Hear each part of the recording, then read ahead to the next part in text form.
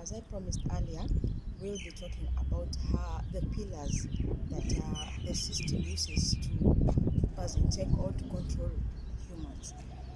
Last time we talked about the social media. Today I want to talk about social. What do I mean by social? Social means the things as we as a community or as a society we used to relate to each other.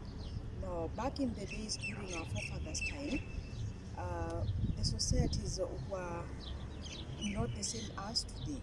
The way of marriage, the way of childbirth, the way of divorce, adoption, and everything as socially, how you greet your elders, how you react to small kids, how you would act as a kid when you see an elderly person is totally different from the generation that we are seeing today. So let's dig deeper about what is a social.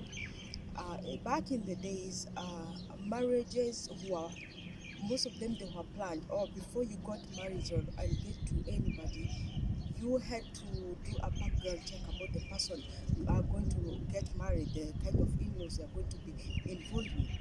But nowadays, we can see there are intermarriages between tribes in different countries. We have interracial marriages also. So everything has come to change. So what do I mean when we say that this is used as a way to control us? When and I'm sorry to say this, that when you get married to somebody that is not of your tribe or somebody who is not from your race, definitely the child will have an identity crisis. What does this mean? The child will not say I'm African. The child will not say I'm American, or the child cannot say I'm British. They'll have to identify themselves using the both of the countries that their parents originate from. And this kind of, we might think it is not a big deal, but talking the truth, it's not easy. It's not something that is easy psychologically to kids. Then we also have the way we used to relate to each other during burials. There were no things like baptism, because baptism was brought up by a religion. And if you can be very observative, you can see that when you are baptized, you are given an English name.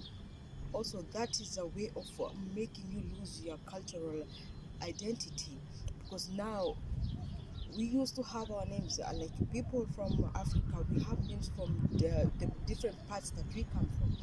But now when you are given an English name, and many of us will stop owning, for the English names you have to have them in your birth certificates, you have to have them in your, they demand what is your English name, what is your Christian name.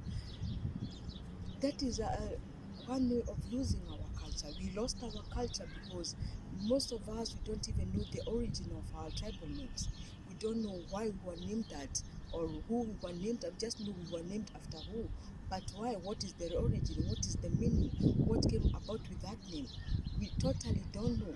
Another way in about the social life is burials.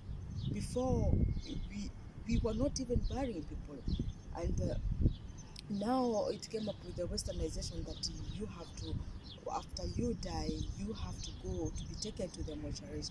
You have to, the family has to pay for your body to be stored well, or whatever it is done there.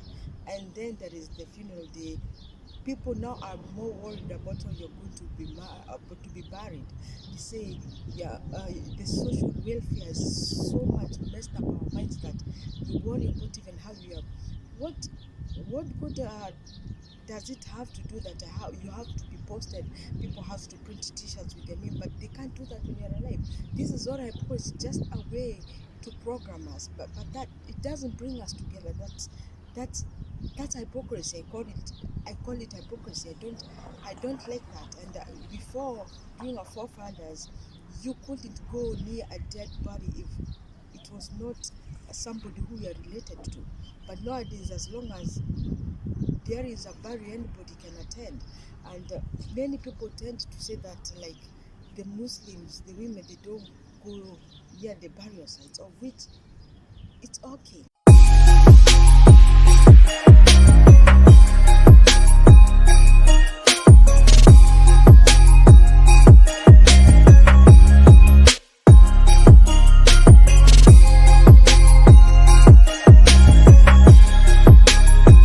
respect that, because that is culture. It's not even about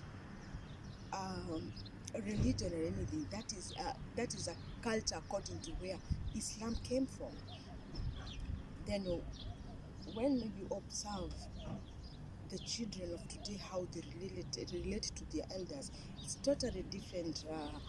I'm not that old, but I can say from my age, if you did something wrong and you saw a neighbor on your way, you will just stop, because definitely that neighbor has a right to punish you before they hand the case over to your parents.